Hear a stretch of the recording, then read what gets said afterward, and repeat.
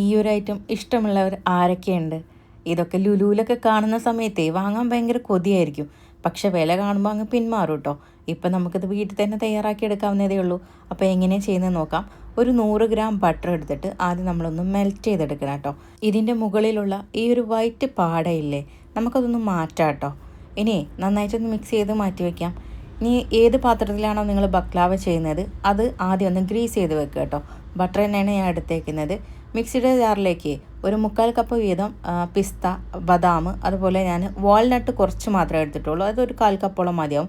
1 table spoon പഞ്ചസാരയും ചേർത്തിട്ട് ഒന്ന് തരിതരപ്പായിട്ടൊന്ന് പൊടിച്ചെടുക്കണം. ഇതാണ് കേട്ടോ ബക്ലാവയുടെ ഷീറ്റ്. നമ്മുടെ നാട്ടിൽ ഇതിപ്പം സൂപ്പർ മാർക്കറ്റിലൊക്കെ കിട്ടുന്നുണ്ട്.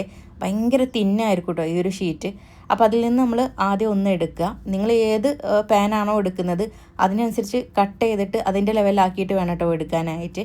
എന്നിട്ട് അതാദ്യം ഇതിൻ്റെ മുകളിലേക്ക് അങ്ങ് വിരിച്ചു കൊടുക്കാം. എന്നിട്ട് പിന്നെയും ബട്ടർ ഇതിൻ്റെ മുകളിലൊന്ന് തൂവി കൊടുക്കണം കേട്ടോ. വീണ്ടും വേറൊരു ഷീറ്റ് എടുത്തിട്ട് അതിൻ്റെ മുകളിൽ വെക്കുക. ഇങ്ങനെ 3 or 4 ഷീറ്റ് നിങ്ങൾക്ക് ഇതുപോലെ ആദ്യം ലെയറാക്കി വെച്ച് കൊടുക്കുക കേട്ടോ. ഓരോ ലെയർ വെക്കുന്ന സമയത്തും നമ്മൾ ഉരുക്കി വെച്ച ബട്ടർ ഉണ്ടല്ലോ അത് മുകളിലൊന്ന് സ്പ്രെഡ് ചെയ്ത് കൊടുക്കണം കേട്ടോ. തമ്മിൽ ഒട്ടിപ്പിടിക്കരുത്. അതുമാത്രമല്ല അത് നമ്മൾ വെന്ത് വരുന്ന സമയത്ത് അത് ഓരോ പാർട്ടായിട്ട് ഇങ്ങനെ കാണാൻ വേണ്ടിയിട്ടും കൂടെയാണ് അങ്ങനെ ചെയ്യുന്നത്.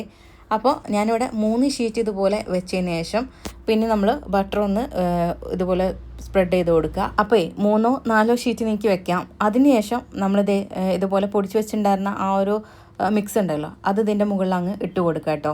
പിസ്ത, ബദാം, കാഷ്യൂ ഒക്കെ നിങ്ങൾക്ക് ഇതിലേക്ക് ഉൾപ്പെടുത്താം. നിങ്ങൾക്ക് ഇഷ്ടമുള്ളതൊക്കെ ചേർക്കാം കേട്ടോ. എന്നിട്ട് വീണ്ടും ഇതിൻ്റെ മുകളിൽ ഇതുപോലെ ഷീറ്റ് വെക്കുന്ന സമയത്ത് ഈ ഭാഗം ഒന്ന് ശ്രദ്ധിക്കുക കേട്ടോ. ഇതുപോലെ നമ്മൾ ആ ഭാഗം ബട്ടർ ഒന്ന് സ്പ്രെഡ് ചെയ്ത് കൊടുത്തതിന് ശേഷം തിരിച്ചിട്ട് കൊടുക്കുക കേട്ടോ. നമ്മുടെ ആ ഒരു കാഷ്യൂനട്ടും ബദാമും ഒക്കെ നമ്മൾ പൊടിച്ച് വെച്ചില്ലേ ആ ഭാഗത്തേക്ക് അങ്ങ് തിരിച്ചിട്ട് കൊടുക്കുക. എന്നിട്ട് ഇതിൻ്റെ മുകളിൽ വീണ്ടും ഇതുപോലെ ബട്ടർ ഒന്ന് സ്പ്രെഡ് ചെയ്ത് കൊടുക്കുക. നിങ്ങൾക്ക് ബട്ടറോ നെയ്യോ വേണമെങ്കിൽ ഇതിലേക്ക് ഉപയോഗിക്കാം. പക്ഷേ കൂടുതലായിട്ടും ബട്ടർ ഉപയോഗിക്കുന്നത് തന്നെയാണ് നമ്മൾ കണ്ടിട്ടുള്ളത് കേട്ടോ. അപ്പോൾ നമ്മൾ ഇതിൻ്റെ ഈ ഒരു ഭാഗത്തും ബട്ടർ ഒന്ന് സ്പ്രെഡ് ചെയ്ത് കൊടുത്തിട്ടുണ്ട്. ഇനി നമ്മൾ വീണ്ടും ലെയർ ചെയ്യാണ്. അപ്പോൾ 3 or 4 ലെയർ ഞാൻ പറഞ്ഞല്ലോ അതുപോലെ തന്നെ നമ്മൾ ഇത് ചെയ്യുക. 3 or 4 ലെയർ കൊടുക്കുക. ഓരോ ലെയറിലും ഇതുപോലെ ബട്ടർ സ്പ്രെഡ് ചെയ്ത് കൊടുക്കുക. ഇങ്ങനെ ഇത് വീണ്ടും 3 ലെയർ ആകുന്ന സമയത്ത് വീണ്ടും നമ്മൾ പൊടിച്ച് വെച്ചിട്ടുണ്ടായിരുന്ന ആ ഒരു ഡ്രൈഡ് നട്ട്സ് ഉണ്ടല്ലോ അത് ഇതിൻ്റെ മുകളിൽ വിതറി കൊടുക്കുക. ഇങ്ങനെ ഒരു 3 or 4 ലെയർ ഇങ്ങനെ വീണ്ടും ചെയ്ത് കൊടുക്കുക കേട്ടോ. അതായത് ഓരോ ലെയറിൽ 3 വീതം അതല്ലെങ്കിൽ 4 വീതം നിങ്ങൾക്ക് ചെയ്യാം. അങ്ങനത്തെ 4 ലെയർ വീണ്ടും അങ്ങനെ കേട്ടോ. 3 ലെയർ വെച്ചിട്ട് നമ്മൾ ചെയ്യുമ്പം ഏകദേശം ഒരു 12 ഷീറ്റെങ്കിലും വേണ്ടി വരും കേട്ടോ. അതിലും കൂടുതൽ നിങ്ങൾക്ക് ചേർക്കണമെങ്കിൽ ചേർക്കാം കേട്ടോ. പക്ഷെ നമ്മൾ ബേക്ക് ചെയ്യുന്ന സമയത്ത് ചെറിയ ടൈമിങ്ങിൽ വ്യത്യാസം വരും. അത് നമ്മൾ ആ മുകൾ ഭാഗം ഗോൾഡൻ ബ്രൗൺ ആയി വരുന്ന സമയം നോക്കിയാൽ മതി. പിന്നെ അങ്ങോട്ട് ഓഫ് ചെയ്താൽ മതി. അപ്പോഴേ ഞാനിത് ഇങ്ങനെ വെച്ചതിന് ശേഷം സൈഡ് ഭാഗം കുറച്ച് അധിക ഭാഗമുള്ളതൊന്ന് കട്ട് ചെയ്ത് മാറ്റി കൊടുത്തിട്ടുണ്ട് കേട്ടോ. എന്നിട്ട് അതിൻ്റെ മുകളിൽ വീണ്ടും ഇതുപോലെ ബട്ടർ നമ്മൾ ഒന്ന് സ്പ്രെഡ് ചെയ്ത് കൊടുക്കുക. ഇനി നമുക്കിതേ ഷേപ്പ് ചെയ്തെടുക്കണം. അപ്പോൾ സ്ക്വയർ ആക്കിയിട്ടോ ട്രയാങ്കിൾ ആക്കിയിട്ടോ ഏത് രീതിക്കും നമുക്കിത് ഷേപ്പ് ചെയ്തെടുക്കാം കേട്ടോ. അത് നമ്മുടെ ഇഷ്ടമാണ് ഏത് രീതിക്ക് നമുക്കിത് കട്ട് ചെയ്യണം എന്നുള്ളത്. അപ്പോൾ നമ്മൾ കോമൺ ആയിട്ട് കാണുന്നത് ഈ ഒരു രീതിയാണ്. അപ്പോൾ ഞാനിത് ഈ ഒരു ഷേപ്പാക്കി കട്ട് ചെയ്ത് മാറ്റിയിട്ടുണ്ട്. കട്ട് ചെയ്യുമ്പോൾ കുറച്ചൊരു ബുദ്ധിമുട്ടുണ്ടാവും. കാരണം ഇടക്ക് നമ്മുടെ ആ നട്ട്സ് വരുന്നതുകൊണ്ട് ശ്രദ്ധിച്ച് ഇങ്ങനെ കട്ട് ചെയ്യുക കേട്ടോ. ഈ ലെയർ പോവാത്ത രീതിയിൽ ഒന്ന് ശ്രദ്ധിച്ച് കട്ട് ചെയ്യുക. ബേക്ക് ചെയ്യുന്നതിൻ്റെ മുൻപായിട്ട് ഓവൺ നമ്മൾ പ്രീ ഹീറ്റ് ചെയ്തെടുക്കണം.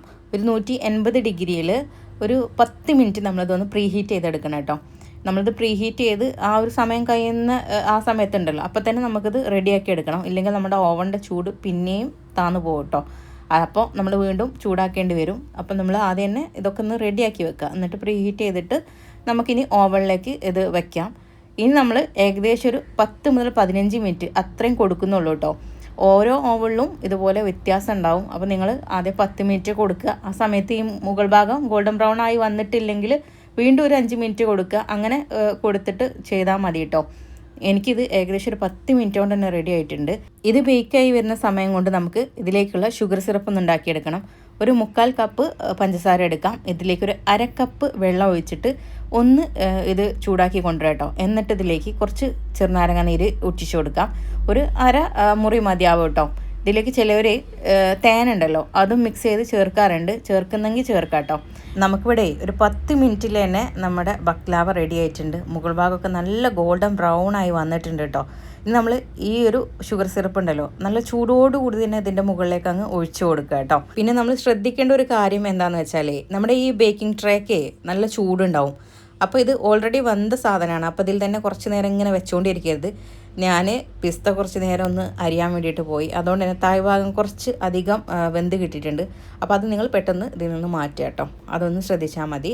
അല്ലെങ്കിൽ ആ ഒരു ബേക്കിംഗ് ട്രേ ഉണ്ടല്ലോ, അത് ഒന്ന് ചൂടാറ്റിയെടുക്കുക നമ്മൾ ഷുഗർ സിറപ്പ് ഒഴിച്ചതിന് ശേഷം. അപ്പോൾ എങ്ങനെയാണ്, നല്ല എളുപ്പമല്ലേ ഇത് ചെയ്തെടുക്കാനായിട്ട്. അപ്പോൾ ഈ ഒരു വീഡിയോ നിങ്ങൾക്ക് ഇഷ്ടപ്പെടുവാണെങ്കിൽ ലൈക്ക് ചെയ്യാനും ഷെയർ ചെയ്യാനും ചാനൽ ഫോളോ ചെയ്യാനും മറക്കരുത് കേട്ടോ. അപ്പോൾ എല്ലാവർക്കും താങ്ക്സ് ഫോർ വാച്ചിങ്.